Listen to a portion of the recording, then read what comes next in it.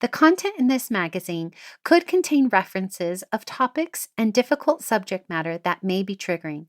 Please honor yourself, inner knowing, and proceed with whatever help or guidance you feel is intuitively aligned.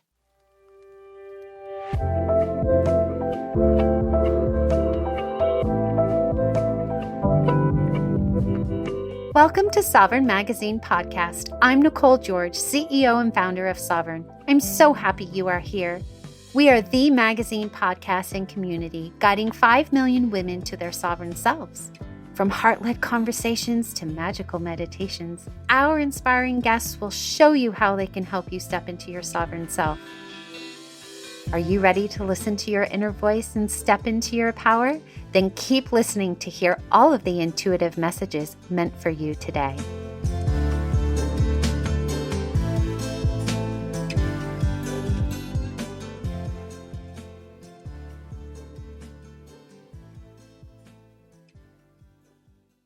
Hello. Today I have the privilege of reconnecting with Chris Melville, Sovereign Magazine's in-house coach, alongside her transformative coaching sessions and workshops for the Sovereign Magazine community. Chris also runs a thriving coaching practice and is a certified rapid transformational therapy practitioner. With over 30 years of corporate experience, she is passionate about empowering women to overcome mindset challenges and build thriving businesses. A true expert in personal empowerment, Chris helps others step boldly into their power. Welcome back, Chris, and our resident cat. Hello, it's so nice to be back. Today we are talking about the April New Moon issue, Building a Legacy. And in your article, Planting Trees You Will Never Sit Under, you really help us explore something that most of us probably never talk about, which is when you build a true legacy, it's not built on grand gestures and visibility, but through quiet daily choices that reflect our values and characters. So why don't you share a little bit more about this topic for everyone and why you wrote it? So I think with a lot of people I work with a lot of nutritional therapists, I work with a lot of coaches. I think that kind of work, we might see it, but if somebody stays around the environment for a long time, but quite often what we don't take time to consider is the ripple effect that the work that we've done with somebody has, especially when I'm doing something like inner child healing. That affects every relationship in their life, not just their relationship with themselves. It makes them a partner, better parent. It makes them better at work because, in my case, one of the biggest things that he helped for me was getting rid of passive aggressive behavior. So that, of course, goes across every single relationship I have. So when we have these ripple effects, what is the ripple effect? How many generations is a ripple effect? Helping somebody become a better parent. Oh, I love this thought and idea because I was speaking with somebody earlier today and I was like, my guides have been very, very clear. Keep going. You're putting your stamp in history. You're sharing women's stories. This is historical. We need more of this, please. And who knows how long Sovereign Magazine will create a ripple effect in the world. But it's all of these small acts of honoring our words and our boundaries and helping us or somebody else believe in themselves that we're creating ripples in a world and a legacy that doesn't just begin with us. It begins with our healing and then ripples out to other people as well. And so when you begin to trust, when do you think you begin to see the full impact of your legacy? I don't think you ever do. You just have to trust in it. You can see the impact that you make with the individuals. You can have an idea of how that affects people around them. You'll never get to see the whole picture. And I think that's kind of a beautiful thing to do. Just to be able to go about doing your work, getting some validation from what you see, but also just knowing in the back of your head that this is something that has such a potentially huge or even a small impact that you'll never get to see. God, that's amazing. It's like magic, isn't it? How amazing is that? It is. It is really magical. And I think that one of the things that I never thought about when I started this magazine, because I'm just always thinking about other people and uplifting them, is how deeply rooted all of this is becoming, right? That all of the women in our community and everything we're doing and what we're touching, no matter who we are in this world, we're setting down roots, and then those are expanding out through the world as we create our legacy. And it is in those quiet moments of watering those roots and plants and planting new seeds that we are building something that we prefer in this world rather than just accepting what we're being given.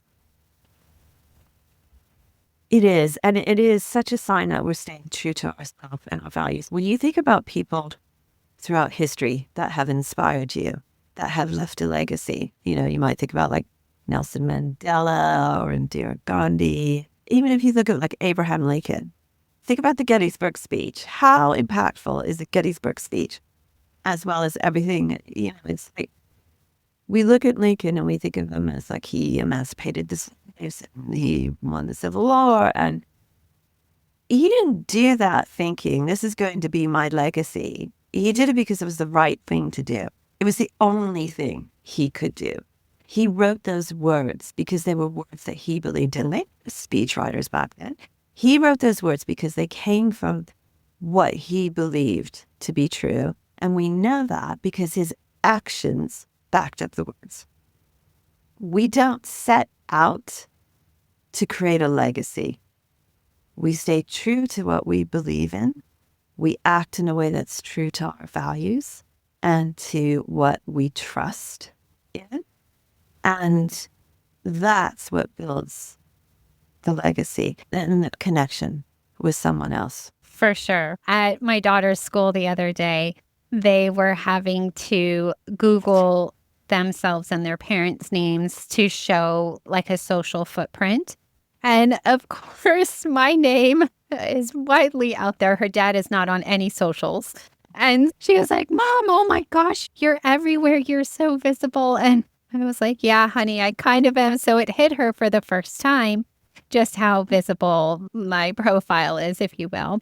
And so, as we're talking about this in terms of legacy, I would love for you to reflect on, for me and for the audience, when we measure our legacy by that visibility and that recognition, instead of by the ripples that you can't see, what can we do about that? Because I believe in energetics. I don't ever think about how visible or not visible I am. I think about the energetics I feel in the community, and that's what uplifts me. I could care less about followers or anything like that. It never has bothered me at all how many followers we do or don't have. And so for me, I energetically know the connections that I'm making. But for somebody who is so focused on that, and that is how they measure themselves, what would be your recommendation? Well, first of all, I have to say that Karen's picking up on look how visible you are, because I know you hate to be in the spotlight, And that concept of like how visible you are, it must have made you just go, oh, just a little bit at some level, right? Well, the way I look at it is I'm different. I feel like I'm more of a moderator and that you all are actually the visible ones. My name's just behind it. Yes, exactly. So I think the real story there was look at the reach you've got, not the visibility. And if we're focusing on how visible we are, visibility doesn't get you anything if you don't have the goods to back it up. People see through it, right? And they might come into your audience in large numbers, but they might leave really quickly in large numbers. So when we're talking about legacy, it's about the connection. It's about the staying power. It's about the reach, not the visibility. What the Feminine, a show designed to show the world how to have crucial conversations and still possess conscious choice, remain curious, and be considerate of others' opinions, beliefs, and ideologies. In every episode, we go where most avoid, navigating nuance, honoring differences and embodying the healthy feminine and masculine as the gateway to global healing. This is not about sides. This is about sovereignty, and you're invited to witness it all. Watch the live recordings exclusively in Sovereign Community, where the conversation begins with you.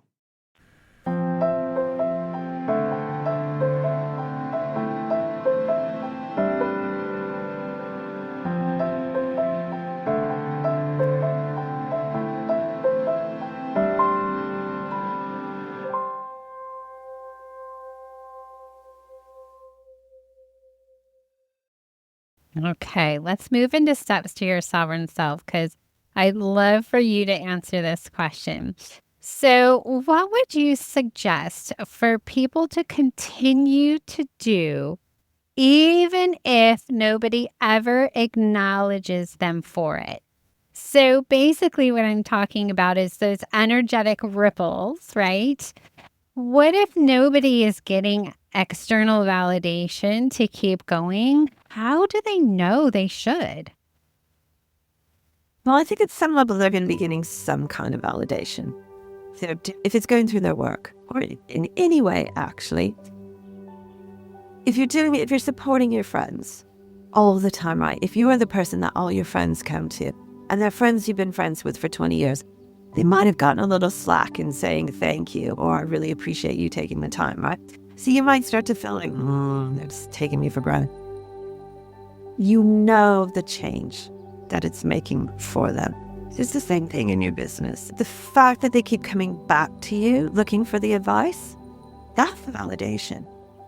So if you're doing work with clients and your clients are going out there and they're sending you word of mouth referrals, that's your validation. They don't need to send like, oh, I'm going to leave you a Yelp review. I'm going to leave you a Google review. I'm going to do a 3-hour testimonial. And I'm going to do this for you. And I'm going to stay in your audience and I'm going to keep buying from you. Need to do that. It's like, here, they're making it less performative. They're actually putting their energy they're putting their money where their mouth is, right? But they're showing you through their behavior. And I think sometimes we overlook. The ego gets in the way and it's like, I need some praise. I worked really hard with that client and they got an amazing result. And they didn't come back to me and tell me how fabulous I was. I made a great testimonial and everything. And they've sent me 5 clients in the last 2 months, but they didn't come to me and say the words I needed to hear from them. And that's the whole opposite thing of legacy, isn't it? Again, going back to that, we don't know what we're creating because we're doing what's true to us. And also, I have learned in this business time. I will share with you, I had a sales call with somebody probably in November of 2025. And I energetically knew we had the best connection. And I'm not pushy at all. I believe if you want to come into the business, you will be here. And that's how it goes. And I was like, our energetic connection was there. I'm just going to leave it and she'll come in her own time. And sure enough, she did. And that, I think, is another part of your legacy, is allowing the trust to be there when you just know that whatever it is that you're thinking about is going to come true and be validated. That to me was the validation I was intuitively right? And I think that we often forget that. We're so stuck in instant gratification or an instant answer. I mean, I had to wait months, but I kept her name on my list and I would look for it all the time and just trust that connection was there. And I think that's something we forget about when we're building a legacy, that there is no time in universal time. Time is human. And so if you believe in energetic connections, call in what you want and trust that it's always there. One of our amazing columnists always says, when you put in an order, you trust that that order is going to come to your door and be delivered on the time that it's set. You don't really think about it again until that date, right? And so I agree with that. It's like when you're putting in the orders through to the universe of what you need, you have to remember that it's on its way. It may not show up in the exact time that you want because time is human, but it's going to show up in universal time. Yeah, I love that, because I was going to say what somebody needs to do. You were talking about what should they continue to do when they're not getting validation they need. And I was going to say they just need to continue staying true to themselves. But I love the addition of trust into that. I love that because, again, it goes back to that concept. We're doing what we do best. We don't have any control over building a legacy. So we just have to stay on that path. And quite often, a lot of the people that we think about, again, when it comes to having left behind an amazing legacy, they might have died without ever thinking it's be remembered for a generation or so. And then 6 generations later, they're still remembered and talked about. It's that trust and detachment from it, maybe. Yeah, detached from the outcomes. Yeah, because it might become out more magical than you could ever imagine as well. I love this. I love this conversation. All right. We are going to be building a legacy full of trust. And yes, we're definitely going to be doing that. All right. If you want to connect more with Chris on this topic, she's in our community.sovereign-magazine.com. All her details are in the show notes, and she will be back next month for more. Thank you so much for being here, Chris. Thanks. See you next time.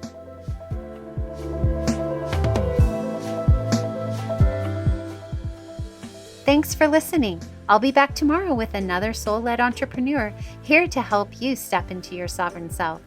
Subscribe to our magazine and podcast and join our global community for all the magic. Details to connect with today's guest or join the movement are in the show notes. And if you enjoyed this episode, please leave a review. It helps us reach our goal of guiding 5 million women to self-sovereignty.